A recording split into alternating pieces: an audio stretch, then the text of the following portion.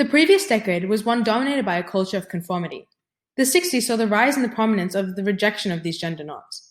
The women's liberation movement was established in order to fight the expectation of women to submit to predefined roles for women in society and to deconstruct institutionalized sexism.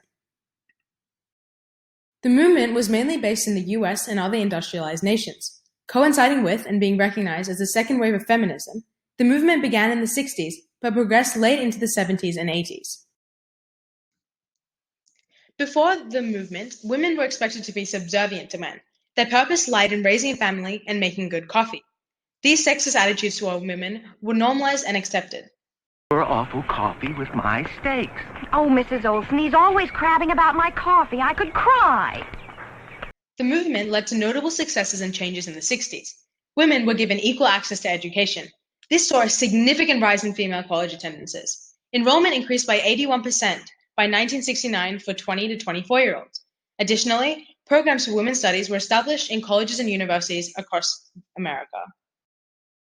Moreover, participation in the workplace and politics catapulted.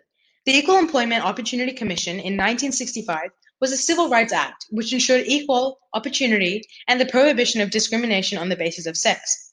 The act gave women access to work across the economy in the US. At the beginning of the 1960s, the women's workforce was 38% of its current number, whereas at the end of the decade, it rose to 43%. The movement resulted in a cultural shift, which allowed more women to pursue careers. Laws and rules were established that would allow women to maintain their jobs. Employers were banned from firing pregnant women, and those with long histories of gender discrimination were forced to create shifts for the increasing female workplace. In politics, a record number of women ran for and won seats in political offices. A big part of the change in the 60s due to the women's liberation movement in Australia was the introduction of the pill, an oral contraceptive that allowed women to avoid and postpone pregnancy. The pill gave women control over the outcomes of their life and allowed women to pursue their careers to a degree which had not been possible before the utilization of the pill. Many believe that the pill gave women control and power over their bodies, significantly altering cultural beliefs about the subserviency and purpose of women, thus progressing the movement. The increased status and power which women held around the world was a result of the women's liberation movement.